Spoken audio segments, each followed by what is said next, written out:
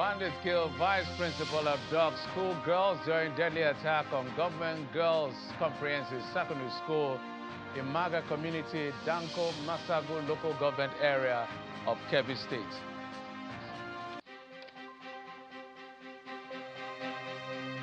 People's Democratic Party elects new National Working Committee, expels Nyesom Wike, Ayo Fayoshe, Samuel Ayanwu and others as Wike backs leadership dismisses decision, prepares for emergency BOT and NEC meeting on Tuesday.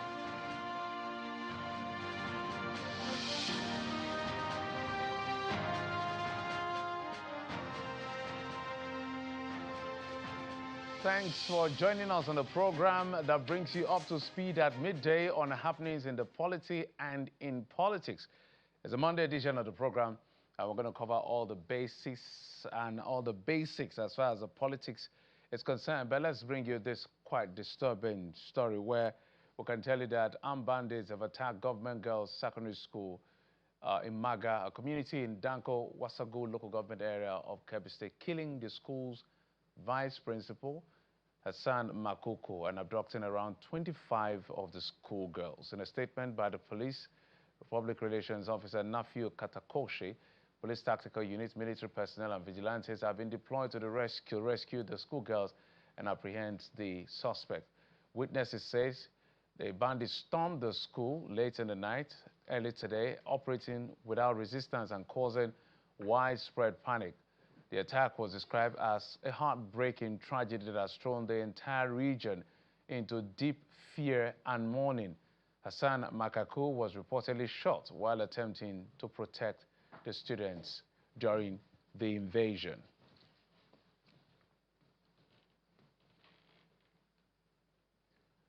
Let's also tell you that parents and students of beneficiaries of federal government bilateral education agreement known as the BEA scholarship have occupied the entrance of the Federal Ministry of Finance in Abuja, protesting the non-payment of 16 months arrears of living allowances. The federal government bilateral education procurement program is a fully funded initiative that allows Nigerian students to study abroad in partnership with countries like Russia, China, Hungary, and Morocco. The program covers tuition, accommodation, and medical care, while also providing a living allowance of $500 monthly for undergraduate and postgraduate. The allowance was, however, slashed to $220 per student per month in 2024. The protesters say government's inability to meet her obligations has made many of the beneficiaries stranded in their respective countries of studies.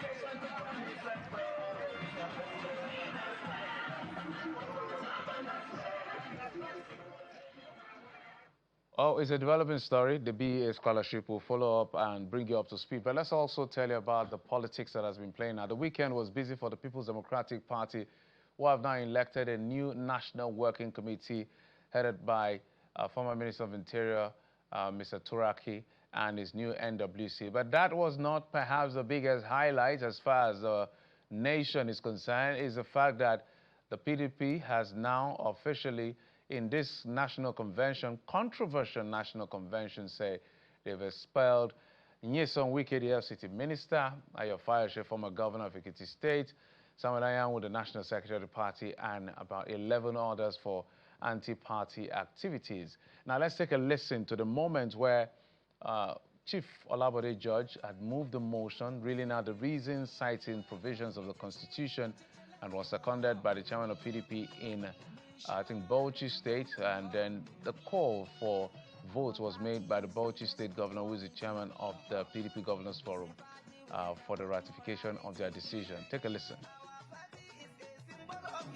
And canvassing for vote for candidates of election, conducting illegal and parallel congresses, sponsoring litigations against the party, contrary to Article 58, subsection 1 and subsection J of our Constitution. In that case, Senator Samuel Ayaw, Ebu Umar Bature, Kamal Din Adeyemi Ajibade ingloriously supported Wike and others to ensure that the 2025 National Convention did not hold. The party has completely lost its esteem, regard, and respect in the eyes of the public on account of despicable conduct of the former governor of Rivers State and these men he recruited to help him destroy the party, contrary to Articles 58, subsection 1, subsection B, and subsection I of our Constitution. I, Chief Olabode George, hereby move that this convention should expel this person so mentioned above from the People's Democratic Party. I so move. I now put the question on this motion for the expulsion of some officers listed 1 to 11, beginning with Ezon Nelson Wike, Ayo Payoshe, Senator Samuel Anyayu, Honorable Umar Bature, Adeyemi Ajibade, Senior Advocate of Nigeria, Senator Mao, Honorable Austin Wachuku, Abraham Ama, George Dana, Chief Dan Obi, for the expulsion as per the motion raised ably by our elder statesman, citing our constitutional provisions as enumerated, that is Chief Olabode George, and ably seconded by my chairman, Mrs. Adamu Bunga. Those in support of this motion say aye. Those against say nay. The ayes have it. Thank you. That was the big highlights, and then reactions have already been coming through. Some have made statements with official statements saying, well, I've been issued that this was an illegal convention in their view. Judge Turner has reacted. Samuel Ayawu, the national secretary, on the other part, because like the party is now divided in two, the Wike backed, and then the PDP, the one that is seen as the legal PDP. We don't even know which is what now. So two factions in that sense. Anyway, I mean, the convention produced NWC. So let's take a listen to Mr. Sam Ayawu on this one.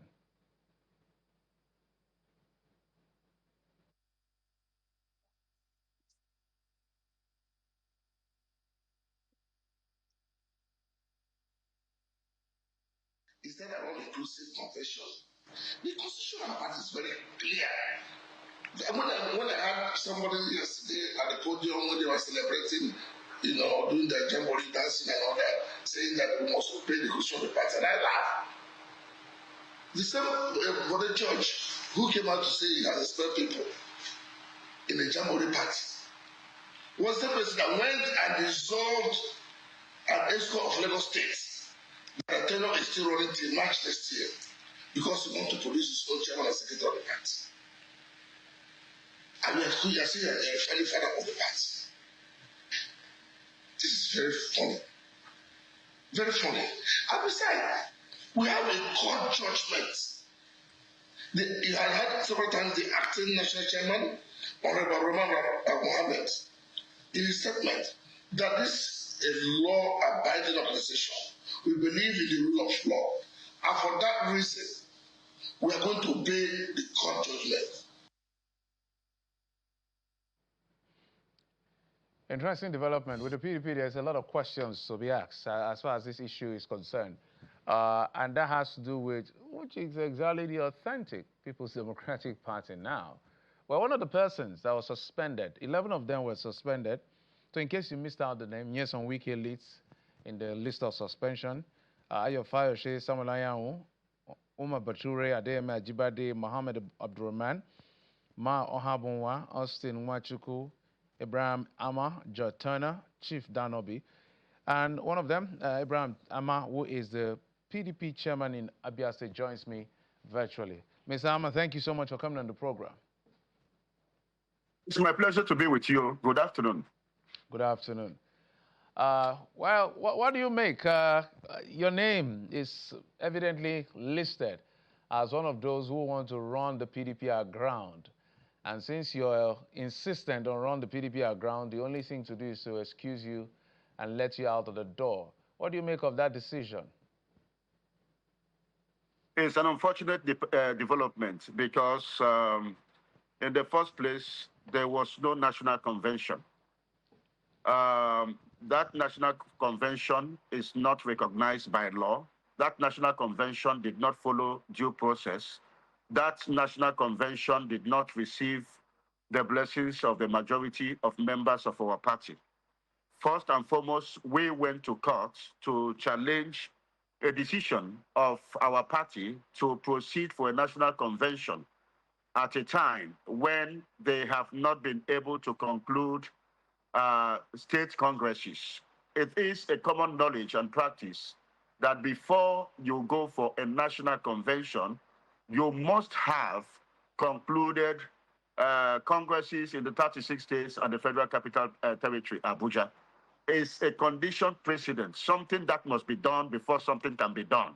But unfortunately, it was not done. And you are talking about the national convention. Who are the delegates you are going to use in that convention? And even when they went ahead with the convention, while they were there in the convention, they were able to carry out what they call the dissolution of certain states' executive, thereby again disenfranchising those executives, assuming they decided to participate from being part of the convention. So everything about that convention was nullity, and of course, nullified by the very people who convened the convention. And one aspect which is very, very important, Governor Fintiri of Adamawa State happens to be the chairman of the Convention Planning Committee. And by the constitution of our party, he is the one saddled with the responsibility of formally opening up the convention.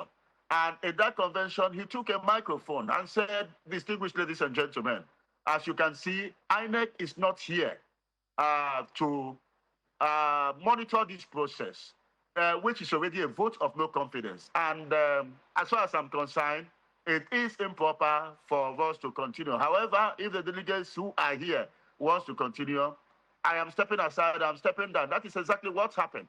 And we have 7 governors, 3 governors did not attend, 4 attended, and 2 later distanced themselves from that convention. So everything about that convention is a nullity because we have two subsisting judgments of the Federal High Court, subsisting judgment of the Federal High Court that has sat and all the parties were represented, including the Independent National Electoral Commission. And unfortunately, what we saw was people going ahead with a convention just because they were able to secure an ICE party order, which is an interim order, against 2 subsisting court judgments from the Federal High Court. And then they went ahead for that convention.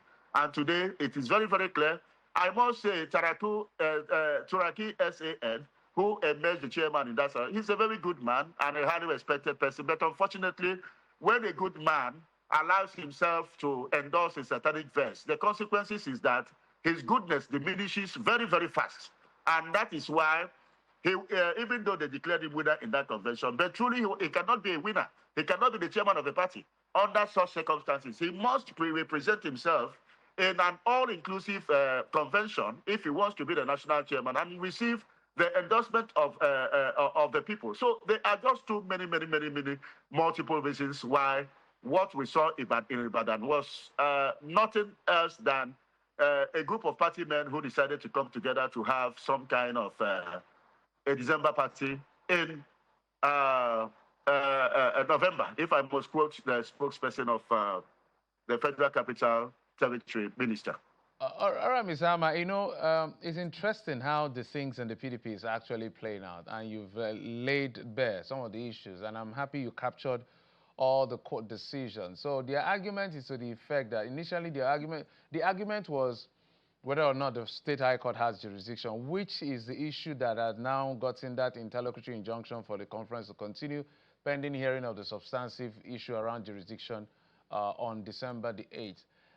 But where I'm going to with all of this is that if you look at Section 6 and Section 287 of the 1999 Constitution as amended, now, generally, it should be looked at, okay, judgment versus an ex parte, which should hold sway. Common sense may be able to say a judgment, but all are decisions of court. So that is the premise on which they are relying to say, if a decision of court, whether it's judgment or a ruling or whatever it is, a decision of court by a judge has come through, then they have the validity or the judicial backing, which is even a controversial issue because the Supreme Court has said anything that has to do with party leadership and membership should not near the court. But we'll see, what do you call it now, lower court, keep entertaining. That's another kettle of fish altogether. But do you think they have a point there, even though INEC was not present? You see, beyond the fact that three courts we have two court judgments where parties were all represented, and then there is a court ex parte order where no party was represented. The parties were not represented, but a particular party approached a court in the state and then secured. Now, beyond that, the matter is before an appeal court. The matter before the Justice Omotosho's court, which delivered judgment on the 37th of October, is already before the Court of Appeal. And all parties are aware, INEC is aware, and that is the very reason why INEC consider it inappropriate for them to attend a national convention at a time when issues pertaining to the legality of such a convention is already before the appeal courts. And every other parties are also aware. And the representative of the PDP, who happens to be one of the second defendants on the matter before the Justice Omotosho court, all of them are duly aware that the matter is before the Court of Appeal. So it is now beyond the space of the Oyo High Court to independently make a determination against two federal high courts in a matter where a federal agency is involved, INEC, to make, and it is also beyond them to make such determination at a time when the matter is already before the Court of Appeal. So the argument again, so let's be a bit realistic. Now, do you think that they went ahead with this convention because they're racing against time? Because this is already November. By now, every political party should have gotten their acts together. The next thing that should be happening is to looking at congresses or convention to,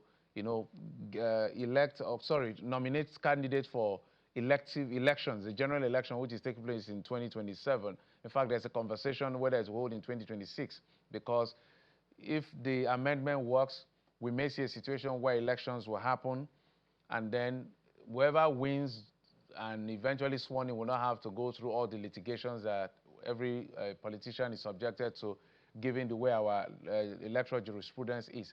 So do you think this is about racing against time, and the suspicion that those of you who are anti the convention, this is just your game plan to ensure that you keep frustrating the PDP not to have a candidate in the election? That's one.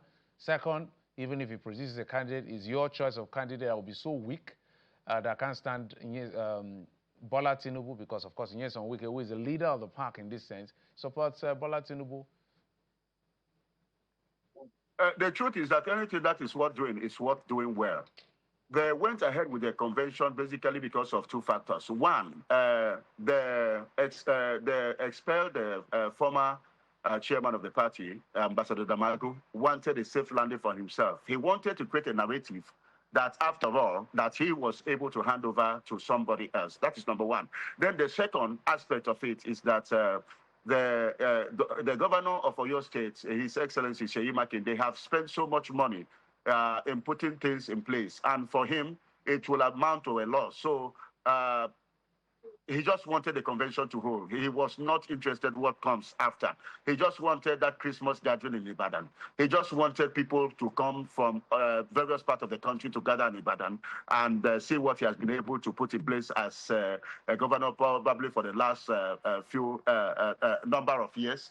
And he was just determined to achieve that. So for him to have spent so much money and for some obvious reasons, and no matter how germane those reasons were, that the convention will not. For him, it was a personal loss. So for him, for this ambition associated with him and that of the mundane, they were not primordial reasons, factors associated with that of the expelled former chairman, Ambassador Namago. Let's so go they back. went ahead. Because if you recall, just listen to this. Okay. Just listen to this. Okay. If you recall, the former BOT, the BOT, under Senator Nwabara, had put in place a committee saddled with the responsibility of undertaking a reconciliation.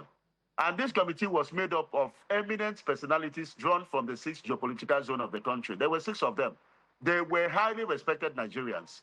And after the meeting, after the committee met with the various interest groups within the party, they came up with about 10 points recommendation. And one of those recommendations was that the Ibadan Convention is not feasible. The second one, they also predicted that INEC is not most likely going to. But the very people who set up the committee justicing the totality of the recommendation of the committee, because those recommendations did not meet their expectation. So whether you look at it from the lenses of Nwabara, who is already expelled by the Abia State chapter of the PDP, or you look at it from the point of His Excellency Sheyi Makinde, who have spent so much money and just wanted the country to hold about. Ms. Amma, my apologies because of time. I want to get more excerpt from you so that we'll get the most of this conversation. Let's even talk about this suspension. This is why it looks like, with the greatest sense of respect, all sides are just cherry-picking and literally going, I don't know what word to use. It's literally a conundrum, because I have looked at Article 57 up to Article 60 of your Constitution that has to do with disciplinary procedure, offenses, sanctions, remedies, appeal, and all of that. It's quite clear. And then how persons can be suspended. Who suspended Damagun?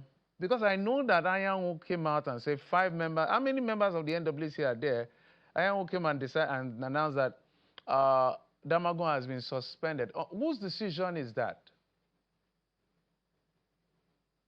Well, let me tell you. No, it's a straight question. First, how many NWC members are there? And how many people decided? And can the NWC decide to suspend its own people? Walk us through. If you look at, I think Article, I'm on transit. If you look at, I think, Article 58 of our Constitution, it empowers every arm of the party, every level of the party, to be able to discipline members within their cycle. NWC can discipline their members. State Working Committee can discipline their members. So it is there in the Constitution. How many members of the NWC are there?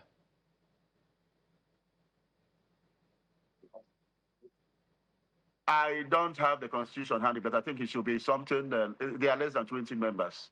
Okay, because we need to even query how that's because that's why I'm saying it's like everybody just Lord of the Ring. Everybody decides to do what they want. So it's like everybody taking advantage of whatever loophole to counter, suspend, and it's just a conundrum. The reason I brought this back, which has been there, is because if you look at, there are lapses on all sides. Your group, their group, everybody is looking at holes. What is the way forward? That's my last question for you. If you can answer in 1 minute. Okay, the way forward is that people must sit down.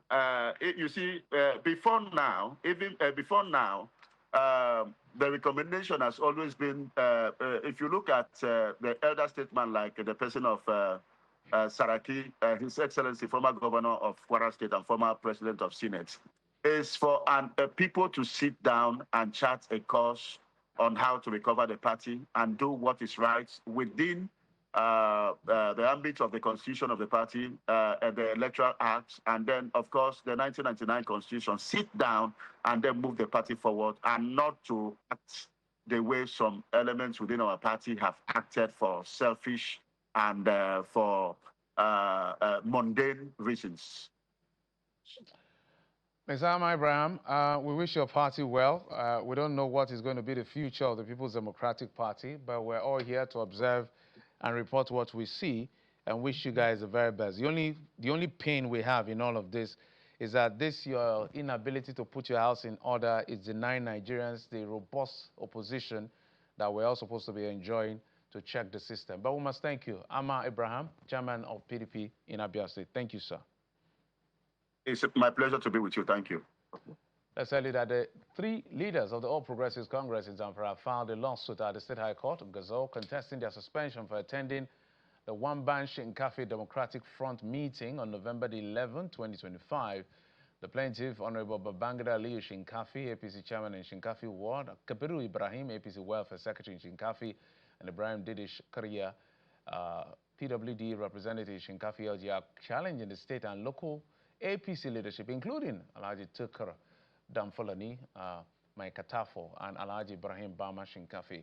They seek court declaration affirming their bona fide APC membership and declaring any expulsion, suspension, harassment, or even termination of membership by the defendants as unconstitutional, illegal, null, and void.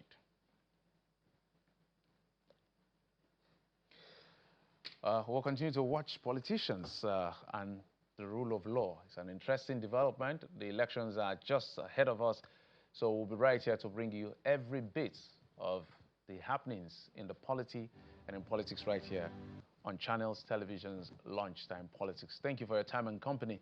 I'm Jeffrey Uzama. You've been served on Lunchtime Politics.